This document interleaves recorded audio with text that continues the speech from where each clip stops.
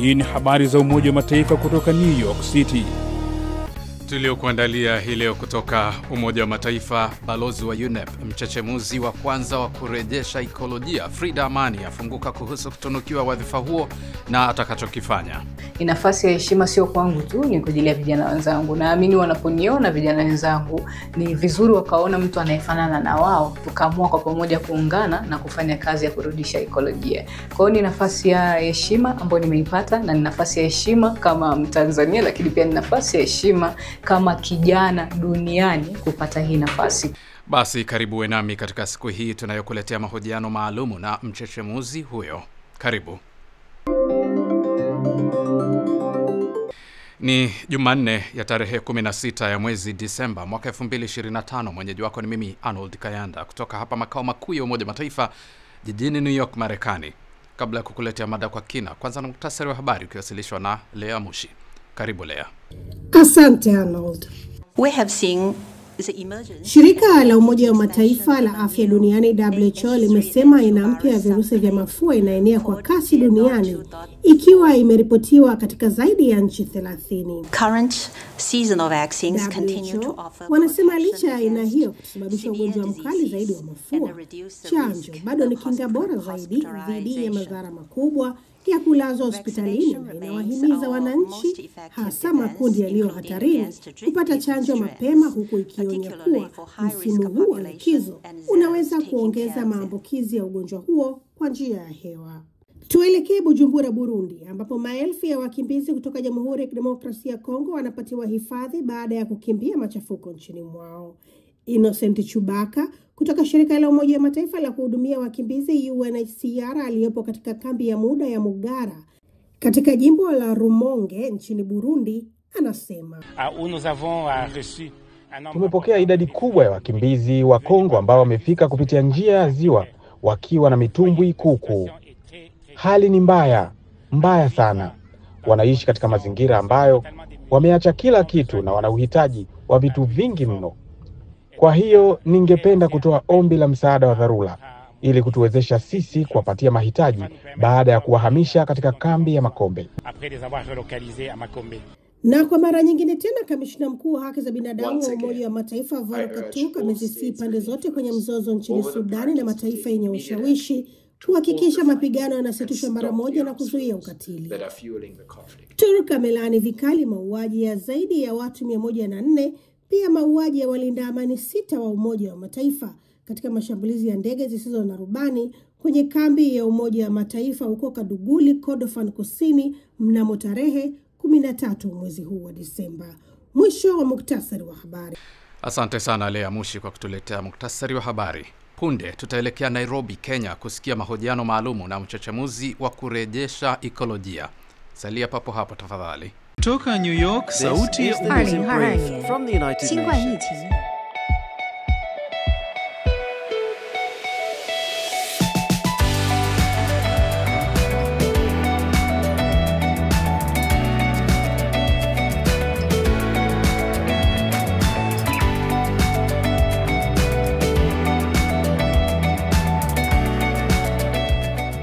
Alors que le réchauffement record met à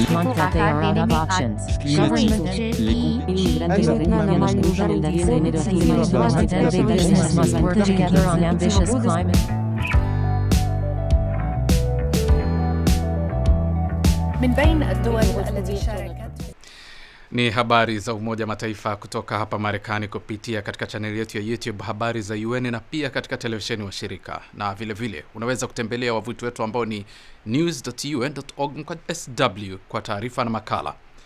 Mimi ni Arnold Kayanda. Tunasonga mbele na sasa ni wasaa wa mada kwa kina.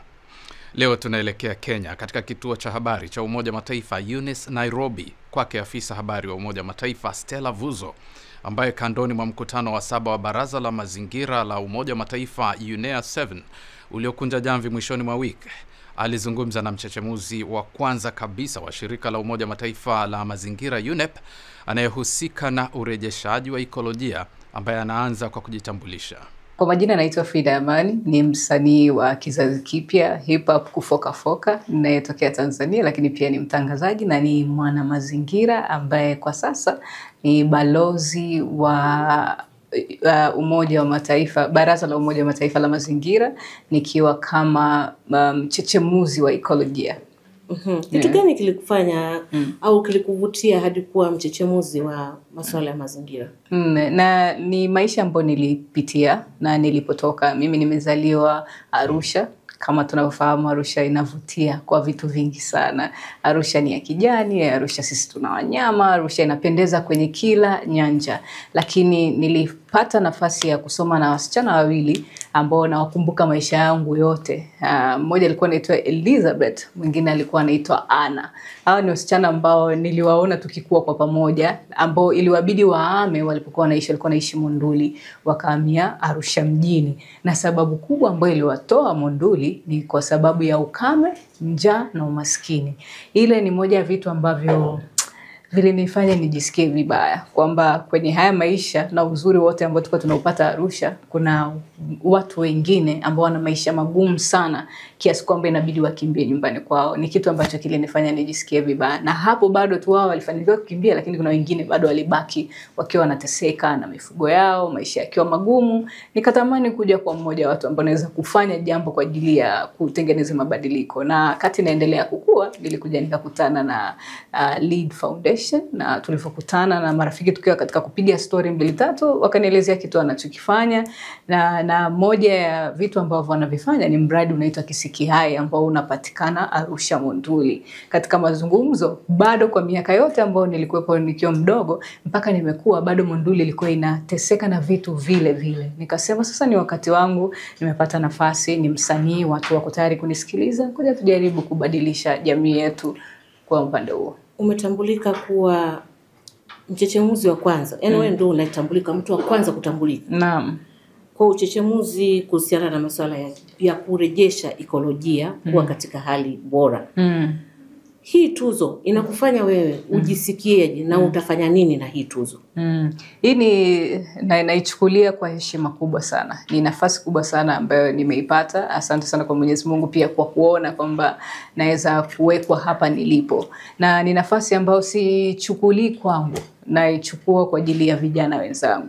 Ni nafasi ya heshima sio kwangu tu, ni kwa ajili ya vijana wenzangu. Naamini wanaponiona vijana wenzangu, ni vizuri wakaona mtu anayefanana na wao, tukaamua kwa pamoja kuungana na kufanya kazi ya kurudisha ekolojia. Kwa hiyo ni nafasi ya heshima ambayo nimeipata, na ni nafasi ya heshima kama Mtanzania, lakini pia ni nafasi ya heshima kama kijana duniani kupata hii nafasi kwa wa kwanza.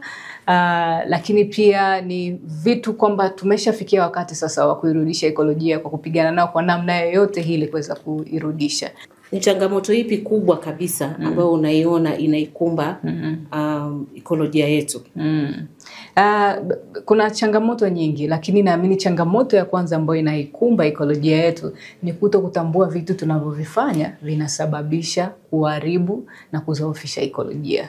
Nikimaanisha kama ambavyo kwa urahisi tu mtu ataweza kukata mti bila kutambua anapokata mti baadaye unaweza ukaleta matatizo kiasi gani. Kwa mfano, unaweza tu ukamkuta kijana labda hata mtu yeyote yuko na plastiki anazitupa popote pale, taka tunatupa popote pale, lakini kumbe tunavyofanya hivyo kunaleta effect kubwa sana duniani. So nikitazama vitu kama hivyo, nikitazama ambavyo sasa tunapoteza viumbe hai sasa hivi, tunavyoteseka kwenye kurudisha hii, kurejesha, ni vitu ambavyo sisi kama binadamu tumevisababisha kwa ukubwa, na naamini hizo ndio changamoto ambazo tukizipambania kwa ukubwa tunaweza tukairudisha ekolojia yetu. Unazungumzia kutupa kwa taka, lakini hujashauri kwamba nini kifanyike. Labda wewe ungependa kuona kitu gani kinafanyika? Ni kutambua cha kwanza tu kama dunia. Ni wakati sasa tutafute namna ya kuweza kuachana na plastiki.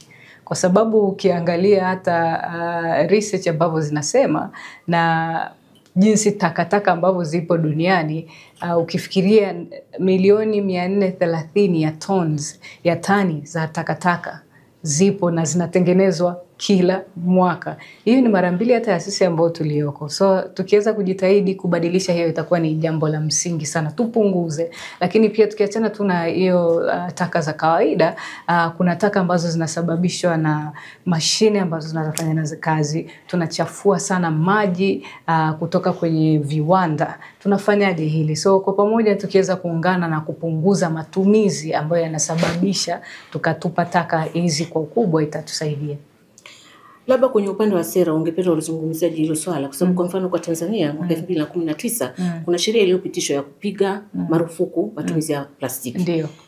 Ni kitu gani hasa kinatakiwa sasa kifanyike? Kwa sababu kama sheria ipo, labda kwenye upande wa sera, ni kitu gani ambacho kinatakiwa kifanyike ili kuhakikisha kwamba duniani kote na kwa nchi kama Tanzania na nchi zingine ambazo zimeweka sheria lakini bado watu wanaendelea kutumia plastiki, kitu gani kifanyike? Kwanza nipongeze sana kwa maamuzi makubwa ya sera kama hizi ya kuzuia na ambazo zimekuwa zikifanyika. Kwa mwanzoni tunasema tumesogea, ni hatua. Kama tumeshaanza kukataza ni jambo la kwanza na la msingi. Lakini ili sera zifanye kazi inabidi tuendelee kuzisimamia kwa ukubwa. Kweli tuna sera, lakini watu wangapi ambao wanazisimamia mpaka zikafanikiwa? Tuongeze nguvu katika usimamiaji wa hizi sera ambazo tunaziandika, tunazizungumza, tukikaa kwenye hizi vikao vya kimataifa, tunasema tunaweka sera fulani, lakini pia tuangalie je, sera tunazoamua zinakuwa na uwiano wa wazi na watu ambao wataenda kutumia wanafahamu, au ni sera tu zinawekwa alafu hazitimizi baadaye. Nini siri ya mafanikio yako? Wewe ni kijana na umeweza kufikia hapo ulipo. Labda unaweza kuwashauri vipi vijana wengine? Siri yako ni nini? Siri yangu kubwa ni Mwenyezi Mungu. Ya pili ni kutokukata tamaa na kuamini kwenye ndoto ambayo niliyoko nayo. Toka mwanzo nimekuwa na ndoto ya kuja kufanya mabadiliko duniani, na nimekuwaga nikisema hata tukikaa na marafiki nasema mimi nitakuja kufanya mabadiliko, watu wanaweza hata wakacheka, lakini mimi naamini kwenye kile kitu na imesababisha kufika hapa leo. Je, una mentor? Mentor kwa kweli kwenye mambo mengi sana nisiite mentor, lakini nina watu ambao nawatizama wanafanya vitu vikubwa na wananichechemua moyo kwa vitu ambavyo wanavifanya, wananihamasisha sana. Wako wengi sana, lakini vijana wengi pia sasa hivi nimeona wameamka. Kuna vijana wanafanya mambo makubwa sana duniani ambao wananifurahisha. Kwa yes. Kama nani anakufurahisha? Kwenye nitataja baadhi. Kwa mfano kama kwenye upande wa mazingira nitamtaja binti wa Kitanzania mdogo kabisa anaitwa Laurel Kivuyo. Ni mmoja ya watu ambao wanafanya vizuri sana kwenye issue za mazingira. Nimemuona anavyojituma, lakini hafanyi tu pia peke yake. Nimeona pia anajiunganisha na vijana wengine hapa Tanzania. Kuna mtu kama hapa Kenya, kuna mtu kama Joseph. Kuna binti sasa hivi, huyu ni mwingine ambaye mimi namweka kama mabinti ambao wananichechemua moyo. Nimemuona ameenda amekumbatia mti. Ni jambo zuri kuendelea kuonesha umuhimu wa kutunza vitu kama miti na mazingira kwa ujumla. Kitu gani kinakuweka kinakukosesha usingizi usiku? Kuja kutimiza ndoto zangu. Naona na ndoto kubwa nyingi sana na natamani zote zifikie, na naogopa siku moja tu eti iwe imekaa imemalizika bila kuzitimiza hizo ndoto. Kwa hiyo ni kitu ambacho kinanifanya kwanza silali, niseme tu kweli, kazi ni nyingi na pambana sana kuzifikia hizo ndoto. Yes. Hebu tuburudishe kidogo. Okay, time is now. Time for a change. Stand with the earth. Let's rearrange. Droughts try to break us. Floods his heart, but resilience is strength. We play that card.